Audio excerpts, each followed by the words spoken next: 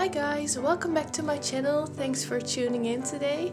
So I haven't uploaded for a couple of weeks. This is actually my first video of this year. So thank you for staying with me and for subscribing. Today I wanted to do a Q&A. And while I'm answering questions, you can watch me work on this commission I'm working on in colored pencil. It's a rather big drawing of two dogs on 12 by 16 inches. I'm using Faber Castell polychromos on Canson paper. If you are wondering what my techniques are when it comes to drawing with colored pencils, I'm actually planning on creating a course about colored pencils, hopefully in the next couple of months, so stay tuned for that if you're interested. And also you can find more behind the scenes videos and tutorials on my Patreon account, so you can sign up for that if you want to learn more about my techniques. So let's get on with answering some questions. I've asked you a couple of months ago already to send me questions, and I've picked out the ones that I found the most interesting. So yeah, let's get on with that. So the first question is from Introvert Dreamer, and they asked, what inspired you to start a YouTube channel, and can you tell us about the ups and downs while starting it? So I really like your username because my answer really has to do with that. I'm naturally a very introverted person. I don't like to be in the center of attention. I don't like to talk in front of many people, but I wanted to be a full-time artist. And in order to make a living off your art, you have to put yourself on the map. You have to get yourself known. So at that stage, I already had quite a big Instagram following. So I thought, why not start a YouTube channel so I can get some experience in video making, and I can also expose myself to a larger public and hopefully build my confidence a bit more. So that's the reason why I started. At that time I was really into digital art as well. So the first videos on my account were mostly digital art videos, because it's quite easy to just record your screen and then put it on YouTube. So I didn't really have to show anything of myself. So that was a really good start for me. And then eventually I started to record my usual drawings too. But I really had to overcome a really big hurdle in order to just film myself working and put it on YouTube. I was really nervous, but it turned out to be quite successful actually, and I'm really happy to have this channel because it really helped me build my confidence. So when it comes to ups and downs, I don't really think I had any downs. Mostly up so far because my channel grew quite fast. It's mostly a hobby for me, something I do on the side next to my business. So I don't think I can mention any downs, which is good so far. Okay, the next question is from Spooky Gracie, and they asked, what are your tips for beginners? What are the essential beginner supplies? So the biggest tip for a beginner artist is to use anything you have lying around the house. You don't have to have any expensive supplies when you start. Just take some printer paper and a pencil or a pen, and you can start practicing. And also a big tip is to draw what you like. So if you're really into horses or into cartoons, draw that and take inspiration from that. So that's a big tip. Really draw what you like to draw, and don't compare yourself to others. That's also a big thing. It's very easy to get demotivated or to feel bad about yourself because someone else is doing better, but that will always be the case. There will always be someone who is better than you, so don't look at that. Just practice and draw what you like, and eventually you'll get better and you can start investing in better supplies, more professional supplies.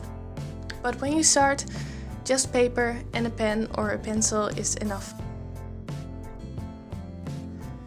So the next question is from Maki. I'm not sure if I pronounced that right, but they asked, how did you learn to draw so well? Did you go to art school? Do you have any pets? And what inspired you the most to start drawing?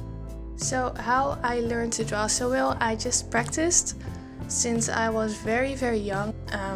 I started practicing when I was 6 years old, something, and I've just been practicing my whole life. So that's basically it. I did attempt to go to art school. I was in art school for about 4 weeks, but I quit because I didn't like it. I didn't like the way the lessons were built up. There were too many people in the class, and that's not how I learned. So I quit, and then I just went on practicing on my own, and then I started my business. So that's basically how it went.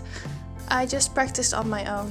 And the second question, do you have any pets? Yes, I do have a dog. Her name is Myla. And then I have a cat. And then we have 2 rabbits as well. And then the third question, what inspired you the most to start drawing? I think the Disney movies. When I saw The Lion King and Bambi for the first time, I was really, really inspired. So the first years that I started drawing, I only drew Lion King characters and other Disney characters. I was really, really inspired by Disney. The next question is from Amoritos. I'm not sure again if I pronounced that right. Do you have a boyfriend, and do you have other hobbies than drawing? Yes, I do have a boyfriend. We've been together for 3.5 years now, almost. So that's great. And I do have other hobbies. I really like singing. I've been singing all my life. I play the clarinet as well.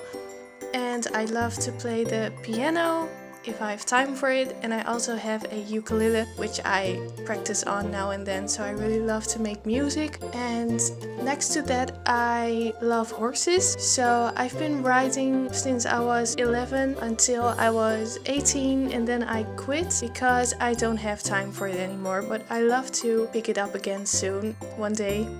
So those are my hobbies apart from drawing.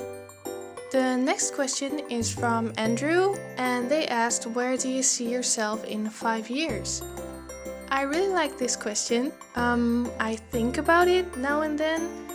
I'm not sure where I see myself in 5 years. I really would like to have a house, or at least live on my own. I still live with my parents right now because making a living from art is not very easy. So I'm still saving up money, and then hopefully I'll be able to get out of my parents' house somewhere this year, I hope. And I want to be able to really make a good living with my art. I'm not there yet at the moment, but in 5 years that should be possible. So yeah, I just want to be able to make a comfortable living and just do what I love to do, which is art, and inspiring others with it. Teaching, maybe. I'd really love to learn to teach, to do workshops and to make courses. So that's where I see myself in 5 years. Hopefully my art has improved by then, because I think I have a lot to learn myself as well in art still. So I want to improve my art and be a very professional person in 5 years.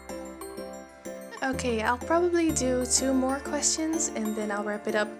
Otherwise the video is going to be way too long in my eyes.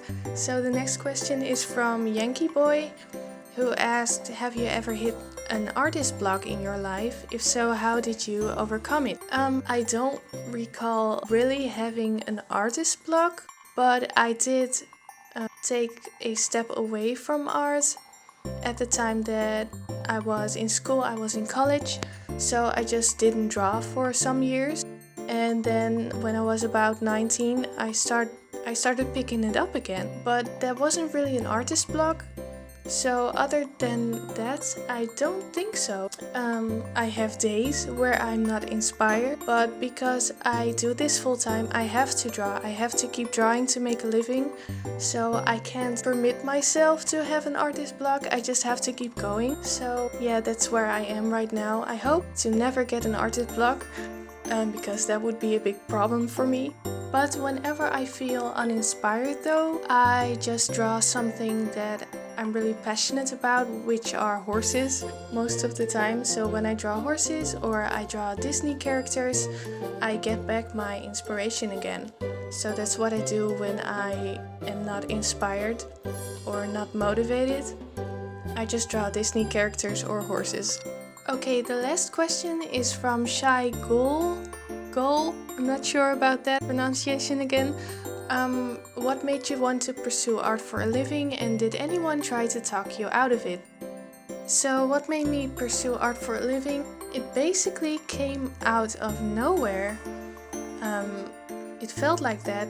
I never really had the drive to pursue art for a living. I've always really loved drawing, but I never really wanted to do something with it on a professional level. But eventually I went to college and I started to feel very bored in college. I felt like I wasn't in the right profession. I didn't really get along with my classmates. So I started thinking about something that I'm really passionate about, which was drawing. So I started to pick up drawing again when I was about 18, 19. And then I decided to drop out of college because I was feeling really depressed. So then suddenly I had a lot of time to draw, and basically people started to ask me to draw their pets right after that. So it went really fast. So then I started to work for others. I didn't ask much, of course, but it started to grow so fast. So I started to ask more and more money for my work, and then I made my Facebook page, and then I made my Instagram. Later on I made my YouTube account. So, and the passion really started growing and growing, and eventually I was able to make a living of my art. So this all happened in the past 2 to 3 years, and yeah, I'm really happy that it went so fast, that I went from a really depressed person, not knowing what to do in life, to someone who's really motivated and really ambitious. And did anyone try to talk me out of it? Yes, definitely. My parents weren't happy at all with me dropping out of college. They were really mad, actually. So they really tried to talk me out of dropping out of college, but I did it anyway. And then when they saw that I was so passionate about art and really creating a profession out of it, that anger turned into support pretty quickly. So basically my whole family was against me when I wanted to drop out of college and pursue art. But I managed to prove them wrong, to show them that I could do it, and now I have a really supportive and proud family. So these were the questions. I really hope you enjoyed this Q&A. If you want me to do them more often, let me know. And let me know what your goals are for this year. If there's something you want to learn in art or maybe in general, let me know in the comments. And then I want to thank you very much for watching, and I hope you enjoyed watching me work on this commission as well. It's taking me a lot of hours, but I hope that I can complete it in the next couple of weeks. So you will be able to see the end result on my Facebook and on my Instagram if you follow me there. So thank you very much for watching, and I'll see you in the next video. Bye bye!